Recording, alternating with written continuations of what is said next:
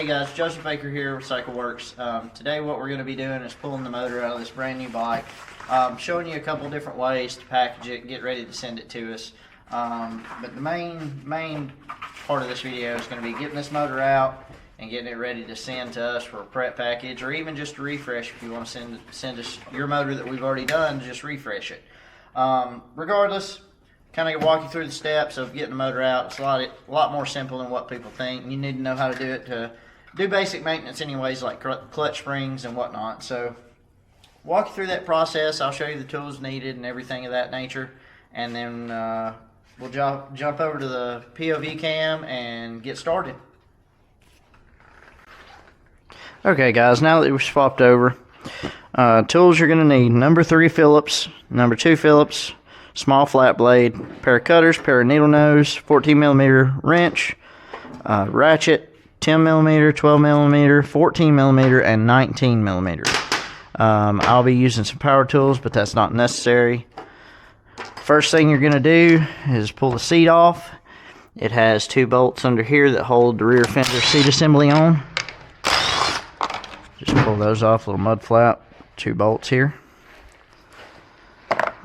Just set those out of the way. Pull the seat off.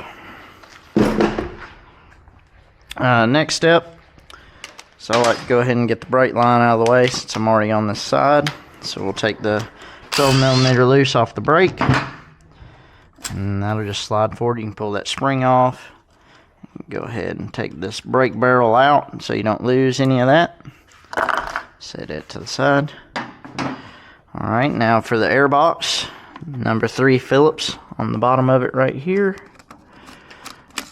Take it loose, little Phillips, and you can pull the air box off, just like that.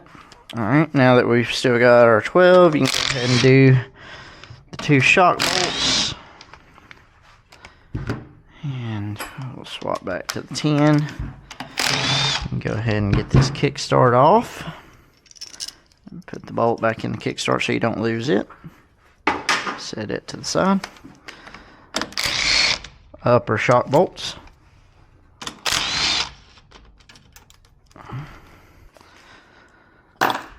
While you've got the 10, you can go ahead and do this silencer bolt. Alright, we can go ahead and work on pulling the carb off. So you see this little oil line going to the carb. You slide that little keeper back, and then this oil line will just pull back. Make sure your fuel valve is off.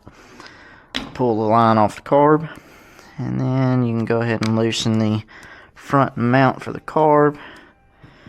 And then at this point, it's probably a good time to go ahead and cut this little factory zip tie thing.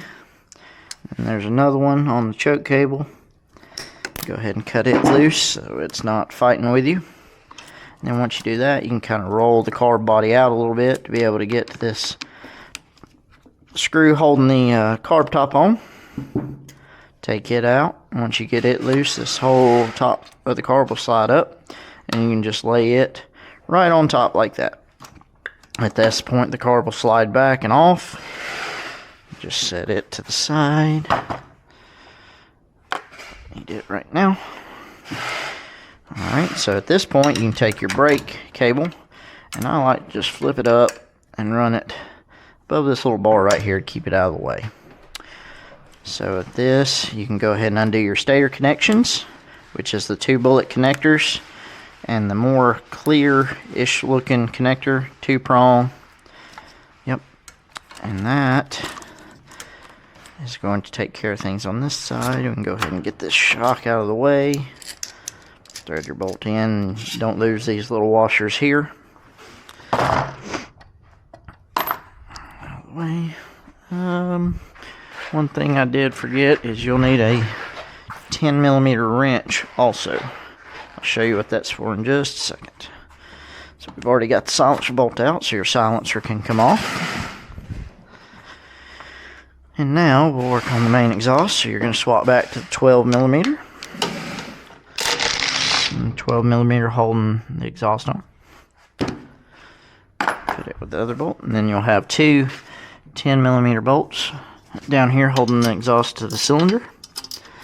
I'm using a ratchet wrench, but you can use just a normal wrench. It just takes a little longer.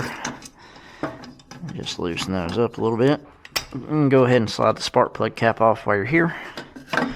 And this exhaust will come right out the front like that. Okay. So at this point, we can work on the oil injection stuff, getting it unhooked. This is your oil injection cover. It's got a little Phillips head screw that holds that cover on. Take that screw loose, and the cover will come off. And now, so you have your control cable that runs down to the oil pump. It goes in here and wraps around that cam to right here. Easiest way to get it off is pull this cable up and run it all the way down in there. That way it gives you all the slack you need. And you can pull that cable loose like that. Once you do that, you can just flip it up out of the way. Okay, now this is your oil supply line that runs from your oil tank down to the pump. What I like to do is take, what I use is the fuel line clamps from our Petcott delete kits. You can just clamp that line off like that. And then what I like to do is just take a flathead and work this little clamp up. Be careful with this because you can puncture that hose and it will cause a leak. But you can just kind of pull up on it and give it a little motivation. And that will slide up just like that. I normally just route it up. And you can run it right through that coil wire there to hold it in place out of the way. Okay. So at this point, you can get you a trusty wood block of some kind and support the back of the bike, get it off that center stand. And we'll go ahead and take this shock loose here. Again, don't forget this back washer.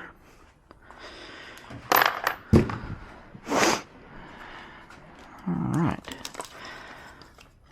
So, that's pretty much got the motor loose. We could basically slide it out at this point if we wanted.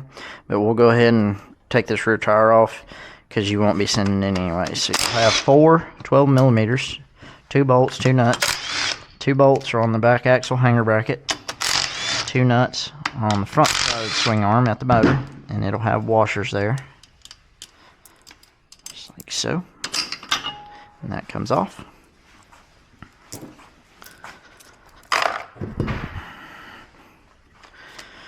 And then your 19mm axle nut.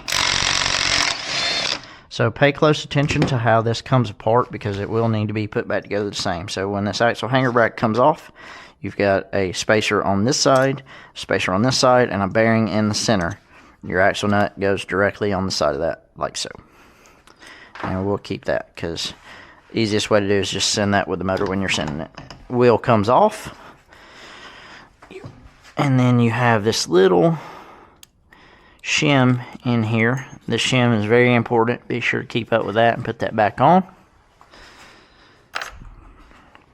So at this point, we're just going to go ahead and slide that hanger bracket back on along with the axle nut so nothing gets lost like that. Okay, so then swap to our 14mm and the main motor mount bolt here. And you'll have to hold the other side. I don't know if you can see that on camera, but it goes all the way through. You'll have to back that up and hold it.